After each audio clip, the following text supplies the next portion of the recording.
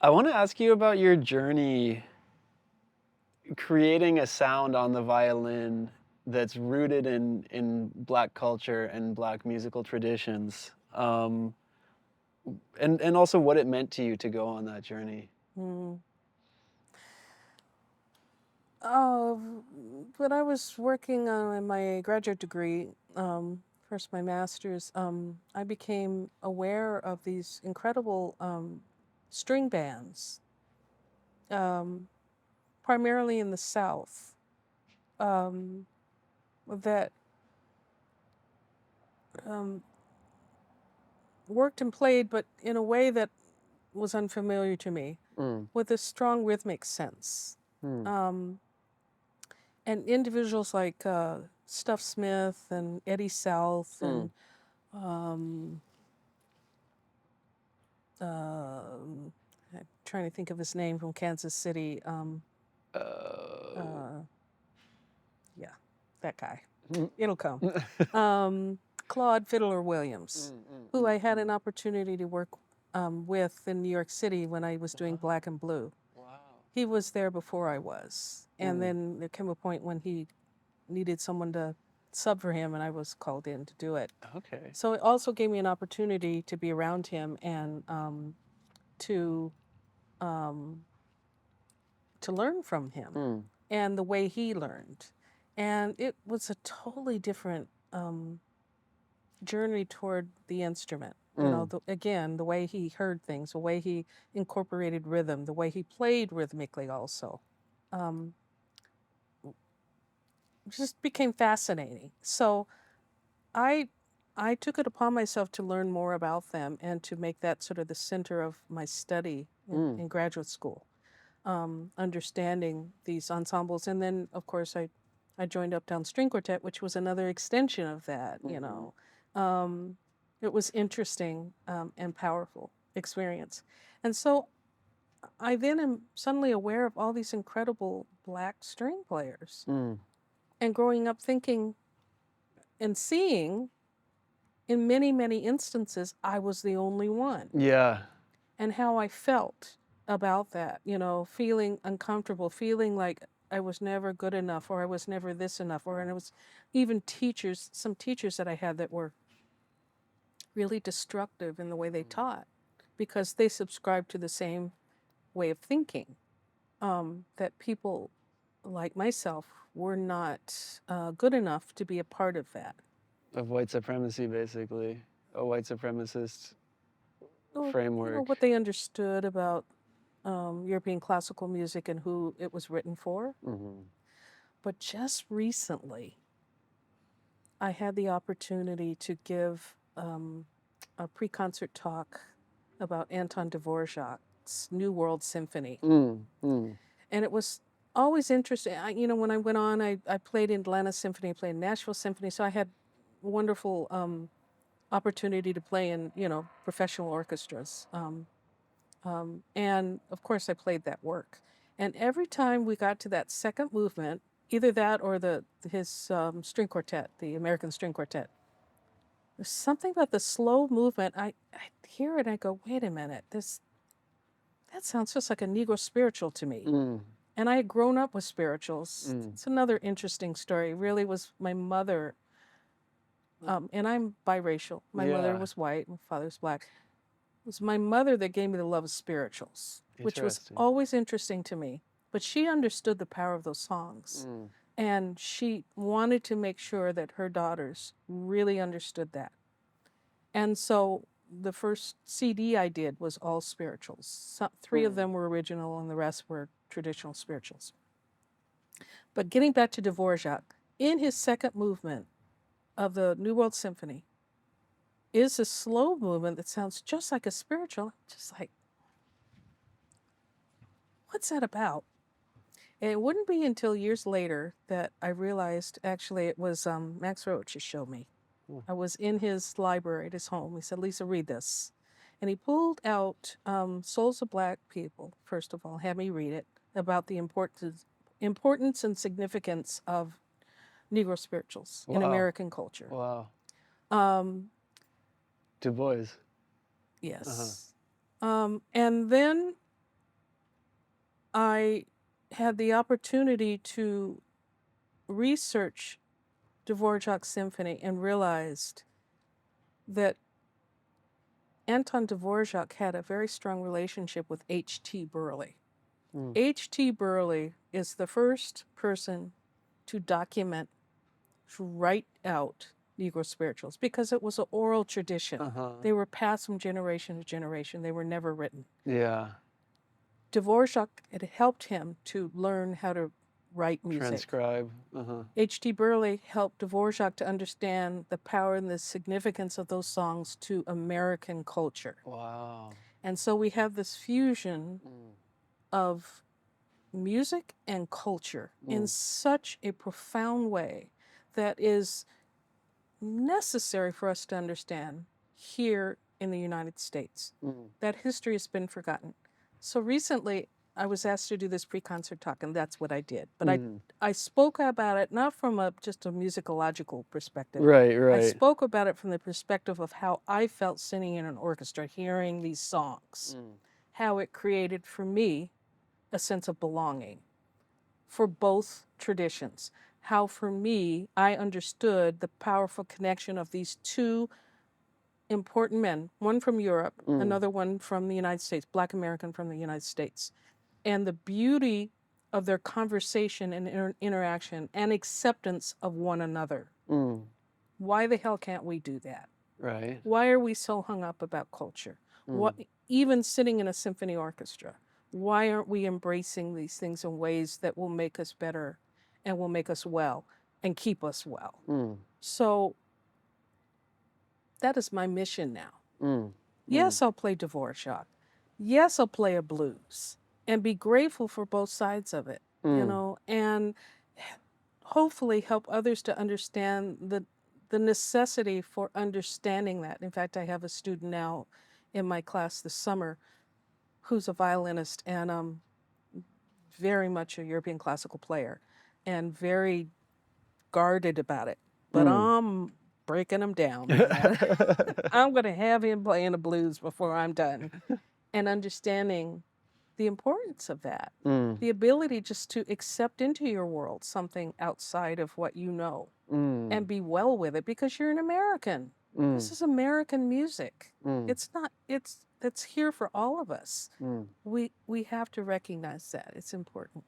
Again, I'm not sure I answered your question. No, you actually answered my question and my next question. So yeah, you're killing it. Don't worry about that. I mean, I want to kind of go a little deeper there. Talking about you as a player and as an improviser, and about these multiple traditions or these multiple musical disciplines that you straddle. You just have such an incredible technique. I mean, you're super dialed in rhythmically, tonally, timbrally, like we talked about at the beginning. Like your sound is a huge part of the whole picture. But also your slides on the fingerboard of the violin and your ability to bend notes and move between notes. When I hear you play that way, it's very activating for me as a listener because I feel like you're creating these melodic lines that have so much vitality to them that they become almost like living beings. And it's a sound that to me has a strong spiritual quality, and it's a sound that can't necessarily be entirely boiled down to any single musical tradition, if you want to say the blues or African American music or certainly classical music. I mean, none of these genres fully contains what you do. And I mean, we always kind of say that genres are not there to help the musicians. They're there to help those of us who aren't musicians categorize things and compare things. So what, yeah, I mean, what is it that you've, how have you been able to step into this space where all of these musics are intersecting and create such a spiritual sound there? That's a heavy question. Um, well, I think part of it for me is I just like changing things up. Mm. I remember early on when I was in my 20s, I somehow came up with the notion that I should really be changing directions every 10 years. I mean, radically change directions. Mm. And the first, you know, rounds of, my 20s, my 30s, my 40s, and I'll stop there. I did exactly that. Not because I planned it, but it just seemed to work out that way for Mm. me. And I had a season on Broadway for 10 years. I've been playing Huh. Broadway shows. I had a season with Uptown String Quartet was 10 years. Mm-hmm. I had a season with studio work as well, Yeah. as a violinist. So I'm just I was constantly changing. And then a solo career that was developing, a career as a composer, actively involved in composing, I'll say that, or arranging, and developing groups. So I guess I get kind of tired of the same thing over and over and over again. That's why I never saw myself sitting in a symphony orchestra playing the same repertoire. I said, no, it's not me. It's not what I want to do. Um, I want to continue to change directions and add to my experience. Who was it? Was Clark or Max? Spoke about that all the time. It was Max. You don't Sounds like ever Max, right? take away anything that you are. Mm. In fact, oftentimes jazz musicians would say to me, "Well, you can't do any of that classical stuff anymore." And first of all, that word is problematic. Classical what? Are you talking Right. about European music? Are you talking about jazz? Are you talking about hip hop? Are you talking about R&B? What are you what? Fair. So Very fair. Yeah. that's the first thing. But you got to get rid of everything that you did before in the European classical world. And Max said, no, you don't ever put down who you are and what you are, ever. You just add to it, and you add to it. And that's exactly what he did in his life. Yeah, he was there with Dizzy Gillespie and Charlie Parker doing the bebop thing, but as he moved on, he kept changing and morphing into other things that included work with dancers, work with poets, work with string quartet, okay, and on and on and on. Spirituals and Exactly. And doing it in a really interesting and powerful way. So I think he taught me that, the ability to do that and not allow yourself to get stuck in one mold. Same thing in my teaching. I don't teach in a typical way. I go in there and shake it up. It's like today's not working. Nothing I brought in today's working. What is going to work when I go improvisational in the moment? I'm looking around the room, looking at the students. What do they need? They're checked out. Okay, what do they need right now? How do I shake them up? Okay, get them talking, get them engaged about something that's important to them. We'll find a way to relate it to the study. Always will. And if we don't, that's okay too. Who says it can't go in another direction? Yeah. And I just find that to be really, really useful. And then then I don't walk away the feeling that I'll say it, I always suck if it didn't come off well. If I change direction, something else again will come. Am I relaxed enough to receive it? Sometimes I am, sometimes I'm not. Yeah. But we've got to, in my view, keep striving for the ability to change it up, make it new, freshen it up, try it in a different way, different tempo. Maybe not in 4/4, do it in 3/4. What's going to happen if I change it into a waltz as opposed to a march or whatever it might be?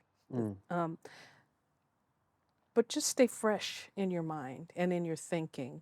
And again, know that the creative spirit that dwells within each of us is alive and well all the time. It's waiting for us to show up. Wow. Wow. For us to show up, not for it to come to us. No, it's there. Okay?